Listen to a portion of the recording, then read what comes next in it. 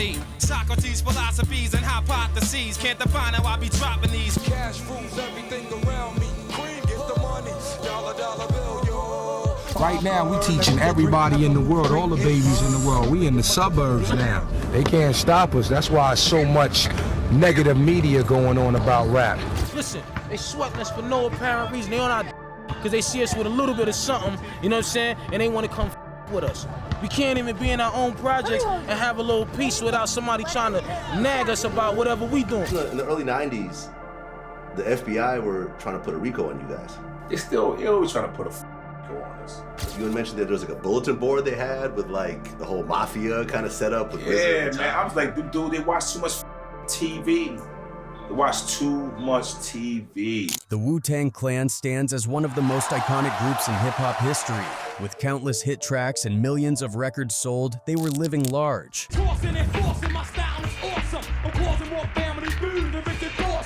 But their rise to the top wasn't smooth. From surviving murder attempts to nearly getting caught up in a RICO case, the road was anything but easy. Let's dive in. Today, the Wu-Tang Clan is praised for reshaping East Coast hip-hop and are rightfully considered one of the greatest rap groups of all time. Their raw, unfiltered lyrics and gritty energy brought something real to the table, something fans from all walks of life could connect with. I know you got all your favorites or whatever, but when you want to really put on a lyrical test and a beat test or whatever, we'll take them. It ain't nothing to us. But while their legacy is set in stone now, the road to the top was far from smooth. In fact, what most people don't realize is that the legendary Wu-Tang Clan almost never even came together. Take Method Man, for example, arguably the group's most recognizable voice. According to RZA, Meth almost didn't live long enough to make it into the group. In his book, The Tao of Wu, RZA recalls a chilling moment that could have ended everything before it even started. Meth was on his way to buy weed at 160 Park Hill Avenue in Staten Island when RZA happened to spot him across the street. "Come over here, yo," RZA called out. Meth, not thinking much of it, crossed over. Just seconds later, gunshots rang out. Someone lit up the front of 160. A close friend of theirs, Poppy, an innocent kid who was just focused on school, was shot and killed right there on the spot. If Meth hadn't listened to RZA's call, there's a good chance he would have been hit too. Meth always brings it up, that day saved his life. RZA later said in an interview with CNN. He actually said if it was anybody else calling him, he wouldn't have come. Started off on the island, AK Shallon, brothers wailing, gunshots thrown the phone down. But that wasn't the only close call that almost stopped the Wu from becoming a reality. In 1993, just as things were starting to come together, RZA himself was facing a serious legal battle, an attempted murder charge. If he had been convicted, he would have been looking at 8 years behind bars. That would have crushed the entire vision before it even had the chance to grow. Either one of those incidents could definitely have derailed Wu-Tang, RZA told CNN. Of course, myself being the abbot, the one who came with the idea. If I wouldn't have made it out of that tumultuous time, it seemed like I wasn't going to make it out of it. There was a lot of odds against me, but we stood strong, and self-defense made sense to the jury. We beat that. He went on to say, "It was the victory over that incident that made me change my whole direction. In a way, it's double-edged. One, if I would have lost that, yeah, Wu-Tang wouldn't have happened. But also it's the victory that inspired me and gave me the drive to really lock in and make Wu-Tang a reality." Now that attempted murder case RZA beat, it wasn't just serious, it had ripple effects that almost got the whole clan caught up in something much bigger. A RICO case. And if you've followed how RICO cases tend to go, you know they're no joke. Most artists or groups hit with RICO charges rarely walk away unscathed. Wu-Tang was dangerously close to being one of them. It started to feel like law enforcement had a target on their backs. In fact, several members of the group have spoken out over the years about the level of police attention and harassment they were constantly subjected to. It felt excessive, almost like they were being hunted. And that RICO scare was the peak of it all. They don't got nothing better to do. Why they ain't up there on the f***ing hills with them other people? Why they f***ing with us? They always bring that to the minority, man. We can't have you know what I'm saying? Can't have nothing. That's my manager. We done made over $2 million politically. And we still get treated like a piece of You know what I'm saying? So back in 2014, things got real messy when a federal jury handed down guilty verdicts to Anthony and Harvey Christian. two brothers accused of running a massive drug empire out of Staten Island for nearly 20 years. On top of that, they were also convicted for orchestrating the murder of 17-year-old Jerome "Boo Boo" Estella. Now that alone was a heavy case. But what made it explode beyond the courtroom was the unexpected name drop of Wu-Tang Clan's own Rissa and Raekwon. Here's where it gets wild. According to court documents reported by the Staten Island Advance, there were whispers hinting at a possible link between Estella's murder and the Wu-Tang Clan. Allegedly, young Estella had robbed relatives of both Rissa and Raekwon. That, in turn, sparked speculation about whether the group, or someone in their orbit, might have played a role in what happened next. At the time of sentencing, the Christian brothers' defense team started digging. Their attorney, Michael Gold, pushed for more transparency, arguing that there was still a lot the prosecution wasn't bringing to the table. He wanted answers, especially about possible connections between the murders of Estella and another man, Corey Shankbank Brooker, and any alleged involvement from Wu-Tang members. The prosecution, meanwhile, was building its case on testimony from two major figures: Paul Uncles Ford, a known Bloods gang member who flipped and became an informant, and Brian Humphreys, the shooter in the Estella murder. According to Ford, he once had a conversation with Humphreys where the shooter said he feared retaliation from Wu-Tang because Estella had robbed Rizza's brother, but that's not where it stopped. Ford also claimed that Brooker, the second murder victim, had robbed both Raza's brother and Raekwon's cousin on separate occasions. This kicked off rumors that there might have been a street-level response brewing behind the scenes. In fact, Ford even alleged that Raza put a $30,000 bounty on Brooker's head. Prosecutors tied this all into the Christian brothers' operation, arguing that robberies like these were bad for business. They disrupted the local drug trade and created too much heat. That's allegedly why Christian and Ford supposedly gave the green light to silence Brooker once and for all. While Brooker survived the first attempt on his life, he wasn't so lucky the second time. Just 3 days later, on June 22, 1999, he was killed. Now, while Anthony Christian's lawyer didn't go so far as to claim anyone from Wu-Tang actually pulled the trigger, he definitely wasn't ruling out the idea that the group knew more than they were letting on. These reports seem to suggest someone else was liable for those murders, Gold told the Advance. "I'm not suggesting that Wu-Tang committed these crimes. The FBI did." That statement raised eyebrows, especially because of who he was indirectly pointing to: old dirty bastard. Remember, ODB was always the most unpredictable and controversial figure in the group. In 2012, his 95-page FBI file went public after a Freedom of Information Act request, and it was loaded with heavily redacted allegations and supposed criminal connections involving him and, allegedly, other members of Wu-Tang. The file didn't outright accuse the Clan of anything specific, but it painted a murky picture of their environment, one that federal investigators seemed deeply interested in, but the prosecutors weren't having it. They pushed back, saying that whatever was in ODB's FBI file had no bearing on the Christian brothers' guilt or innocence. They argued that Gold already had access to everything relevant in the file well before the trial even began, and nothing in there pointed to a clear case for his client's innocence. But the drama didn't stop there. Things got even deeper when a letter surfaced, sent straight to the U.S. Attorney's Office, that took the entire Wu-Tang saga to another level. According to a report by the New York Daily News, this letter was backed by FBI files that claimed Wu-Tang Clan had ties to all kinds of heavy criminal activity. We're talking drug, illegal firearms, murder, carjackings, and just about every violent offense you can name. And if that wasn't enough, the letter also suggested that certain unnamed individuals, possibly affiliated with the group, were acting as enforcers. These weren't just hangers-on, allegedly, they were the ones handling the dirty work. Beatdowns, shootings, and even murders, all to protect the business. In the early 90s, the FBI were trying to put a RICO on you guys. They're always trying to put a RICO on us. You had mentioned that there was like a bulletin board they had with like the whole mafia kind of set up with Yeah, man, I was like, dude, they watch too much fucking TV. They watch too much TV. Now, whether those claims were true or not, the Clan themselves weren't exactly running to the press to explain. In classic Wu fashion, they stayed quiet, neither confirming nor denying any of it.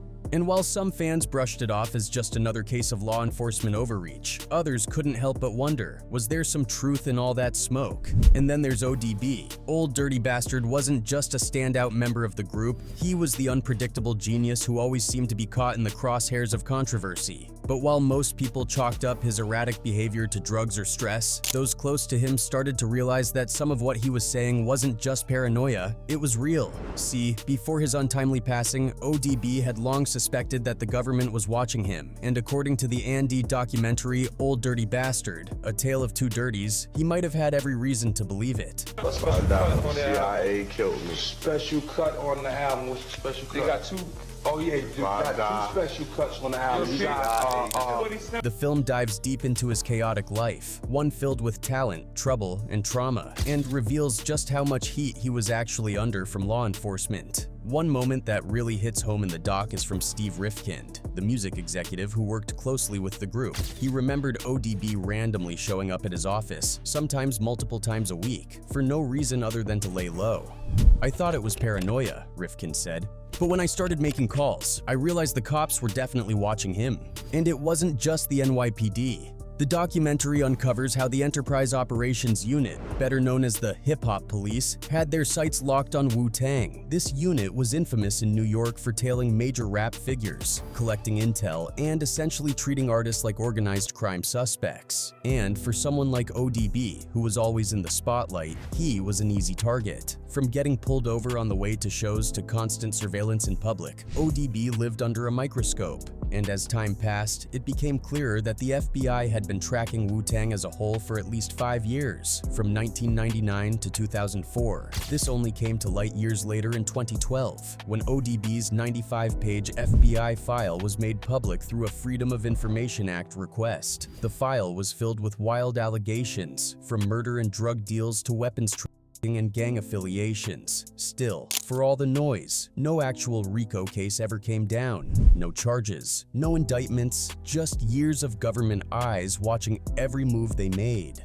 But the impact of that surveillance was real. Ghostface Killah in the documentary recalls how ODB used to always say, "Yo, the government's watching us. They're gonna take me out like this or like that." At the time, even those closest to him thought he might be losing it. But journalist S.H. Fernando Jr., who covered Wu-Tang closely for years, drops a hard truth in the film. People thought Dirty was crazy, or that the drugs were messing with his mind, he says. But the truth is, he had a real reason to be concerned. He knew the feds had their eyes on him and the Wu-Tang Clan. And it turns out he was absolutely right. Wu-Tang didn't just survive the streets, they survived the system. And as much as their music defined a generation, so did their story. A group of young men from Staten Island, coming together to form one of the most legendary crews in hip-hop history, all while the government was secretly building a case against them, a case that never stuck. But even with all the noise from the feds and wild accusations floating around, one thing stayed crystal clear: Wu-Tang Clan wasn't going anywhere. If anything, they doubled down. They had their own code, and in classic Wu-Tang style, they kept proving over and over that not even the FBI could dim the light of what they'd built. To really understand how they got to that point, though, you gotta rewind the tape all the way back to the late 80s, before the gold chains, the record deals, or the packed-out stadiums. Back then,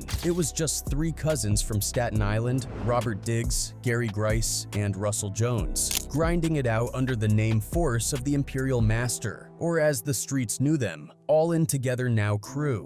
These dudes were hungry. Diggs was going by Prince Rakeem, Grice called himself the Genius, and Jones had the name the Specialist. They were sharp, raw, and different. Their style caught enough attention to get a cosign from Biz Markie, which at the time was like getting the keys to the underground. But just like that, it all fizzled out. No big label came knocking. The projects they dropped flopped commercially, and just like that, they were back to square one. Most people would have called it quits, but not these guys. That early failure lit a fire. It pushed them to think bigger, go harder, and move smarter. They didn't just change their names, they changed their entire approach. The Genius became Giza, Prince Rakeem evolved into Rissa, and the Specialist morphed into the legendary Old Dirty Bastard. Then came the next chapter when Rza connected with Dennis Coles, a fierce talent coming out of the Stapleton houses, who the world would soon know as Ghostface Killah. That link-up sparked a whole new vision. Rza didn't want just another rap group. He wanted to build a dynasty, a crew that fused the grit of the streets with the philosophy of the 5% nation, the mysticism of kung fu flicks, and the vivid storytelling of comic books. And just like that, the blueprint for Wu-Tang Clan was born. By the end of 1992, they had a name, ripped straight from the kung fu classic Shaolin and Wu-Tang, and a mission. RZA was the architect, the producer, and the spiritual guide of the crew. They created acronyms like witty, unpredictable talent and natural game, and wisdom of the universe, and the truth of Allah for the nation of the gods. They were street philosophers with swords for tongues, and when they dropped Protect Ya Neck independently in 1993, the streets felt it. The rawness, the energy, the hunger, it cut through the noise. But what really set them apart was the business model. RZA didn't want them boxed in by a single label, so when Loud RCA Records saw the vision and signed them, it came with a groundbreaking deal. The group would drop albums together, but every member was free to sign solo deals elsewhere. It was unheard of at the time. RZA called it a financial movement, and he meant it. He flipped the industry on its head. Then came the earthquake. Enter the Wu-Tang, 36 Chambers, dropped in November 1993, and the game was never the same. From the raw production to the martial arts samples and the Shaolin versus Wu-Tang album structure, everything about it felt different. Critics praised it. Fans couldn't get enough. And suddenly a crew of grimy Staten Island MCs were being hailed as the future of hip-hop.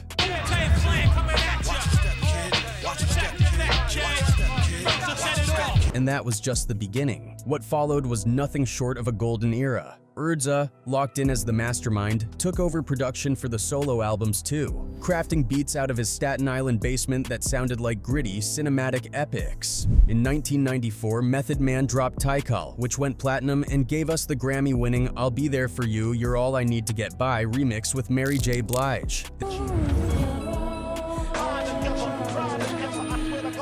Then came Old Dirty Bastard's return to the 36 Chambers, the dirty version, in 1995, a chaotic, brilliant mess of an album that only ODB could pull off. That same year, Raekwon shifted the entire sound of hip-hop with Only Built for Cuban Links, bringing mafioso rap into the spotlight with help from Ghostface and RZA's haunting production. GZA followed with Liquid Swords, a cold, cerebral masterpiece laced with samples from Shogun Assassin, and some of RZA's most atmospheric beats. By 1996, Ghostface Killah dropped Iron Man, continuing the streak. That album was soulful, emotional, and razor-sharp, cementing him as not just a standout within the clan, but one of the most creative voices in rap. What made it all work wasn't just the talent, it was the structure. Each member was a star, but they never lost sight of the flag they were flying. Every solo win was a win for the whole. Even as Wu-Tang kept crushing it, they weren't without their share of bumps in the road,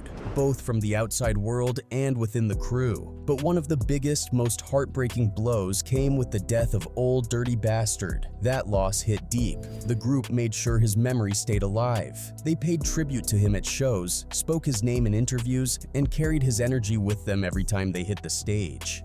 Even with the highs and lows, Wu-Tang Clan held it together, with the legacy still going strong.